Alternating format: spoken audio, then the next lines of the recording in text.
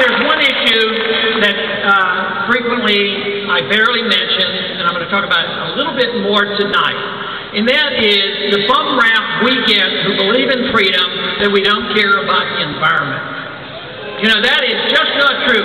The environment, if you think about it, has been damaged very often by bad federal government regulations. That's right. The dependency on government to build our rivers and our dams and our levees and say the government will take care of us, and they build them in the wrong places and we have these consequences.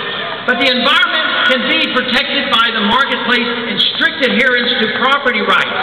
People do not...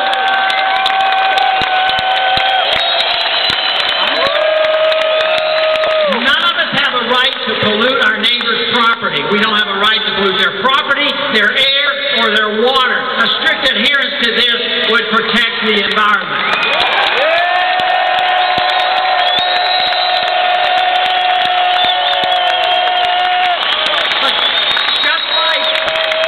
Like in welfare, the corporations benefit, and some of the rules and regulations in the environment, certain corporations benefit by that as well.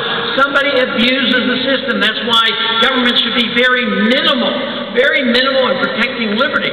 This does not give you license. Liberty is not license. It means that you have a right to your own life, but you don't have a right to do any harm to your neighbor's property or another person. That is the one limitation that we have.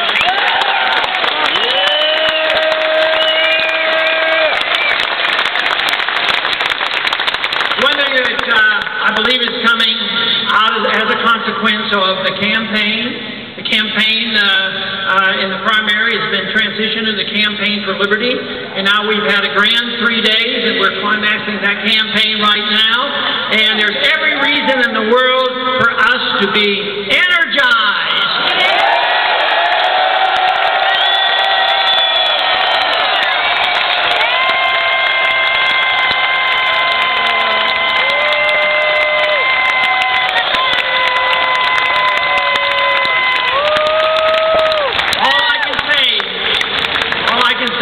Year and a half ago, I had no idea where it would lead to, and it's led to a lot more than I ever dreamed of.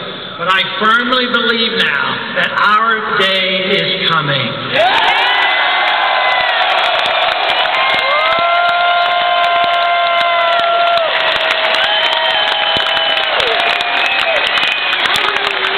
The conditions are such that there is room now for the defense of liberty. And people know that the system we have is not working. It's not working economically. It's not working monetarily. Our foreign policy is not working.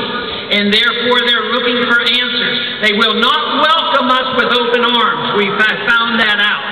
But there is a vacuum out there. And the vacuum is not in one political party. It is pervasive. It's throughout the country. It is throughout the political system. But our views are just as pervasive. Ideas spread. They can't stop them. An idea whose time has come cannot be stopped by any army or any government.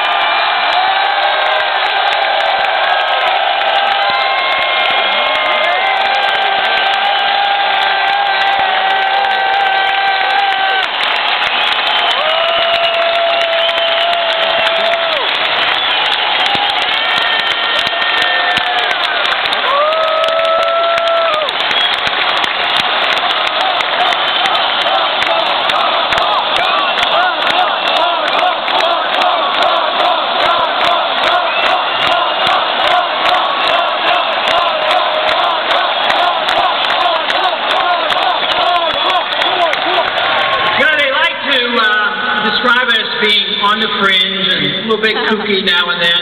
But isn't that rather strange? We talk about these strange things like balanced budgets, personal liberty, privacy, a sound national defense, defend this country. And we can talk about it, and they want to say that these are bizarre ideas.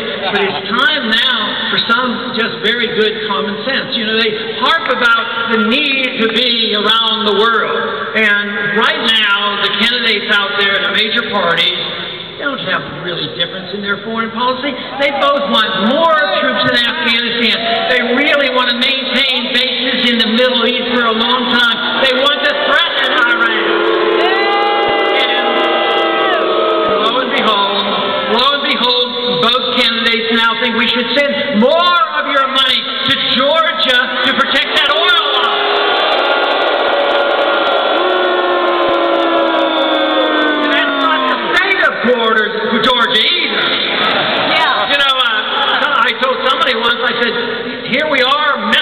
on with Georgia. Well, before we know it, we'll be sending troops over there, and our kids will be dying over there. And since they got out of public school, they probably don't even know where the country of Georgia is. And somebody said, they probably don't even know where the state of Georgia is.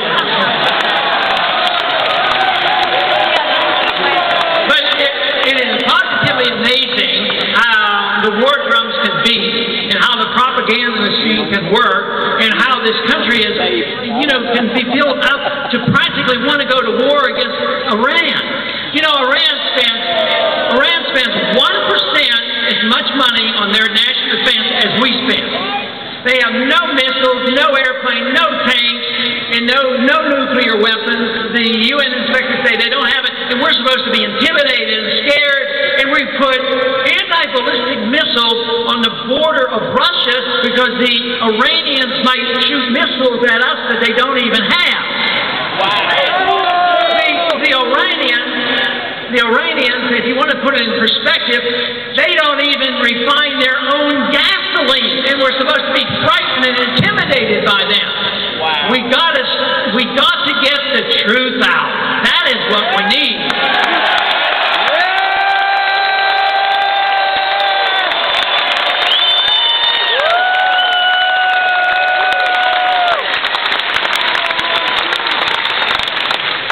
Wonderful thing about restoring the Republic and restoring our interest in liberty is that is the key to releasing creative energy. Creative energy only comes from individuals, and it is not collective. You can't have collective farms. It doesn't work. But energy and creativity comes from the individual. And we saw that today by the creative artists. There are individuals that can be artists because they're creative. But we all are individuals. We have to be creative. We have to have the motivation. And the strongest motivation in the world is to take care of ourselves. We shouldn't be embarrassed by that. We're allowed to. We're responsible to take care of ourselves. We should be embarrassed by asking somebody else to take care of us.